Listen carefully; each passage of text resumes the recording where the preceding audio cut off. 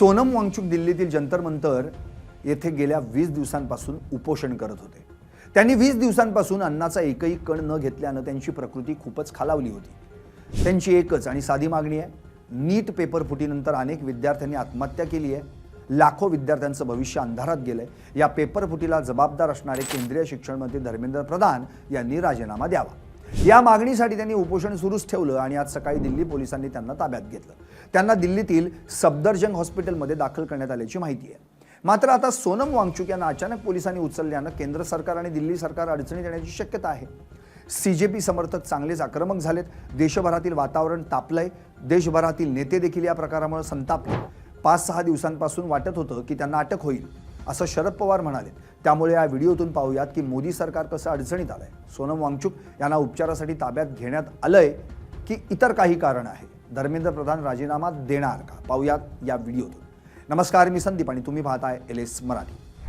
सोनम वांगचुक यांनी भारतीय जवानांसाठी, लडाखमधील नागरिकांसाठी आणि विद्यार्थ्यांसाठी खूपच मोठं काम केलंय। जगभरात त्यांचं मोठं नाव आहे। त्यांना अनेक पुरस्कार मिळालेत। त्यांनी जर पैसे कमावण्याचं ठरवलं असतं तर आतापर्यंत ते कोट्यधीश झाले असते। पण त्यांनी पैसे न कमावता देशाची सेवा करण्याचं ठरवलं आणि ते देशाच्या सेवेला लागले। पण जोपर्यंत सोनम वांगचुक केंद्र सरकारचं कौतुक करत होते तोपर्यंत वांगचुक हे सरकारसाठी हिरो होते। केंद्र सरकारनं देखील वांगचुक यांना पुरस्कार देऊन सन्मानित केलं। पण त्यांनी सरकारविरोधात आवाज उचलला आणि आता ते सरकारच्या नजरेत झिरो झाले।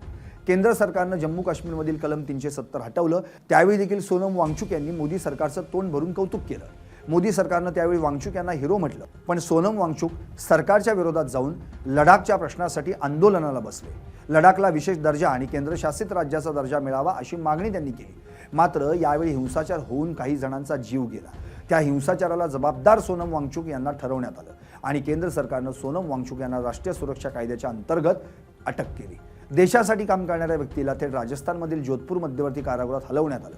त्यांना त्या ठिकाणी 6 महिने ठेवण्यात आलं। त्यांच्या सुटकेसाठी थेट सुप्रीम कोर्टापर्यंत जावं लागलं। त्यानंतर केंद्र सरकारनं सोनम वांगचुक यांची सुटका केली। आता त्यांची सुटका झाल्यानंतर ते विद्यार्थ्यांसाठी लढताना दिसतात। नीट पेपर फुटी झाली आणि 22 ते 23 लाख विद्यार्थ्यांना याचा फटका बसला।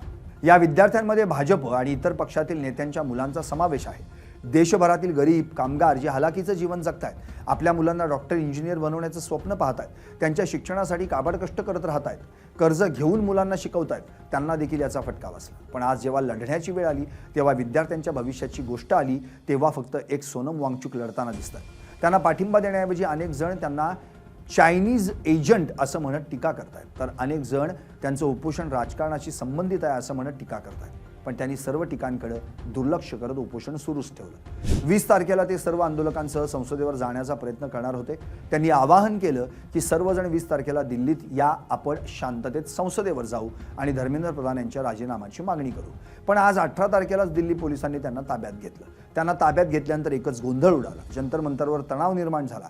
सीजेपीच्या कार्यकर्त्यांवर पोलिसांनी हल्ला केल्याचा आरोप आहे। त्यामुळे आता देशात हुकुमशाही सुरू झाल्याची टीका करण्यात येते।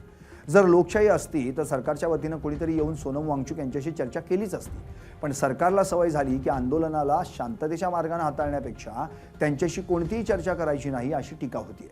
आता हे आंदोलन शांत होण्यापेक्षा अधिक चिघळण्याची शक्यता आहे। सोनम वांगचुक यांना ताब्यात घेतल्यानंतर त्यांच्या पत्नीनं प्रतिक्रिया दिली आहे। This is as per the High Court order. No, the High Court order never was about hospitalization. High Court order ने बस इतना कहा है कि किसी भी इंडिविजुअल की हेल्थ बहुत इंपॉर्टेंट होती है और उसको रेगुलर इंटरवल पे मॉनिटर करना है।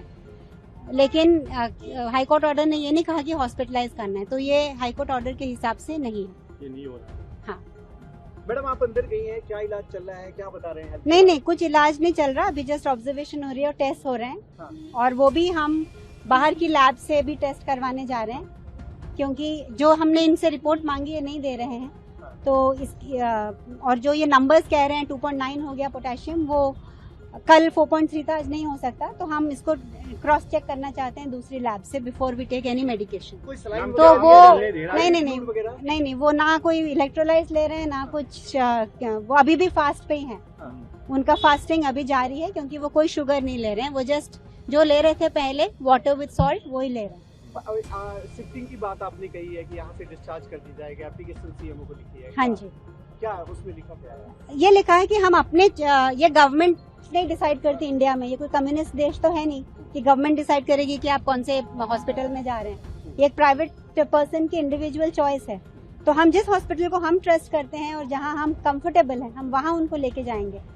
तो ये मैं आभारी हूं कि गवर्नमेंट ने इतना सोचा और यहाँ लेके आए, पर यहाँ से क्या करना है वो हम अपने आप करेंगे, या और ना कि गवर्नमेंट कुछ इसमें दखल अंदाजी करने की उनको जरूरत नहीं। मैम आपसे बातचीत हुआ उनका, क्या लग रहा है आपको, आप संतुष्ट है उनका? हाँ, वो जैसे कल थे, मतलब वीक तो डेफिनेटली हैं, मसल मास लूज कर रहे हैं, वो तो किसी भी फास्ट में होता है, लेकिन वो अलर्ट हैं और बहुत स्ट्रांग है। उनका आज ECG भी हुआ, वो भी ठीक है।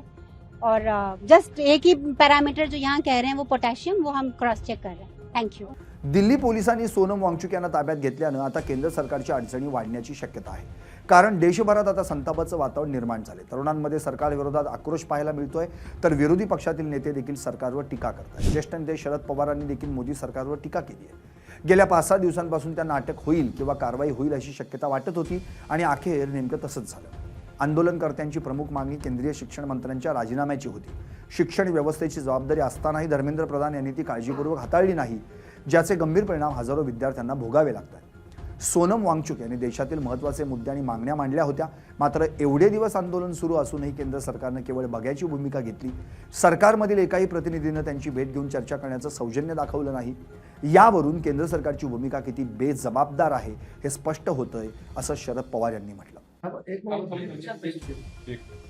साहेब, शिक्षण घोटाळ्यामध्ये धर्मेंद्र प्रधान यांचा राजीनामा मागण्यासंदर्भात दिल्लीमध्ये आंदोलन सुरू होतं।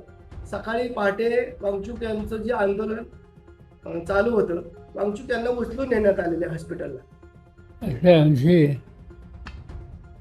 आमचा अंदाज असा होता की या 5-6 दिवसात त्यांना अटक होईल, आणि नेमकं तसं झालं। त्याची मागणी काय होती की मंत्र्याचा राजीनामा का, तर या सर्व शैक्षणिक चळवळीमध्ये मंत्र्यांच्या त्यांची जबाबदारी होती, ती जबाबदारी त्यांनी काळजीपूर्वक हाताळली नाही, आणि त्याचा परिणाम हजारो मुलांना त्यांच्या भवितव्यावर अडचणी झाली। ती मागणी केली, पण केंद्र सरकार त्याच्याकडे बघ्याची भूमिका घेत होतं। आता 20 तारखेला संसदेवर भव्य आंदोलन होण्याची शक्यता आहे, कारण 20 तारखेच्या आंदोलनात सोनम वांगचुक यांच्या पत्नी सहभागी होणार आहेत। तसंच देशातील अनेक नेत्यांनी 20 तारखेच्या आंदोलनाला पाठिंबा जाहीर केला आहे। देशभरातून मोठ्या संख्येने नागरिक दिल्लीच्या दिशेने निघालेत। दिल्लीच्या परिसरातील तरुण तरुणी आणि नागरिक मोठ्या संख्येने दिल्लीला येत असल्याची माहिती आहे। त्यामुळे 20 तारखेला दिल्ली जाम होण्याची शक्यता आहे। त्यामुळे सरकारवर दबाव वाढून धर्मेंद्र प्रधान यांचा राजीनामा घेण्याची वेळ मोदी सरकारवर येऊ शकते। मात्र केंद्र सरकार गेंड्याच्या कातडीचं असून त्यांच्यापर्यंत लवकरच आवाज जात नाही, त्यांना आवाज ऐकण्यासाठी खूप वेळ लागतो, अशी टीका नेटकरी करतात। त्यामुळे खरंच सरकार प्रधान यांचा राजीनामा घेणार का हे पाहणं महत्त्वाचं ठरणार आहे। पण अनेकांना प्रश्न पडला आहे की पंतप्रधान मोदी एवढे जबाबदार नेते आहेत, सर्वांचा विचार करून सर्वांना सोबत घेऊन समोर येतात, कोणताही निर्णय न डगमगता घेतात, पण या ठिकाणी प्रधान यांचा राजीनामा घेण्यासाठी का डगमगतायत? पंतप्रधान मोदी तर कोणताही निर्णय घेऊ शकतात। त्यांनी 3 तलाक विरोधी कायदा, कलम 370 हटवणं असे महत्त्वाचे निर्णय घेतले होतेच की। तर प्रधान यांचा राजीनामा न होण्यामागे एका उद्योगपतीचा हात असल्याचा आरोप होतोय। या उद्योगपतीमुळेच प्रधान यांचा राजीनामा मोदी सरकार घेत नाहीये असं म्हटलं जाते। जर दबाव वाढला तर मोदी सरकार प्रधान यांना शिक्षण मंत्री पदावरून हटवून दुसरं खातं देऊ शकतात, अशी चर्चा आहे। आता तुम्हालाही प्रश्न पडला असेल, ते उद्योगपती आहेत तरी कोण? तर देशातील एक खूप मोठे उद्योगपती, त्यांनी ओडिशात खूप मोठी गुंतवणूक केली आहे। त्यांचे ओडिशात सर्वात मोठे ॲल्युमिनियमचे प्रकल्प सुरू आहेत। Thermal power plant, Bhubaneswar data centre, cement उत्पादन युनिट, बंदरे आणि खाणकाम अशी मोठे प्रकल्प सुरू आहेत असं म्हटलं जातंय। या ठिकाणी त्यांनी करोडो रुपये गुंतवले आहेत। याच ओडिशातून धर्मेंद्र प्रधान येतात। ओडिशातील ते सर्वात वजनदार नेते म्हणून ओळखले जातात। या उद्योगपतीला उद्योगासाठी प्रधान यांनी मदत केल्याची चर्चा आहे। प्रधान ज्या मतदारसंघातून निवडून येतात त्याच मतदारसंघातील तलाबिरा कोळसा खाणीचं काम या उद्योगपतीची कंपनी पाहत असल्याची चर्चा आहे। जर या उद्योगपतीचे एवढं सारं काम ओडिशात सुरू असेल तर त्यांचा राजीनामा होईल कसा, असंही म्हटलं जातंय। तुम्हाला काय वाटतं? प्रधान यांचा राजीनामा होईल का? कमेंट करून नक्की सांगा। Bureau report, LS Marathi.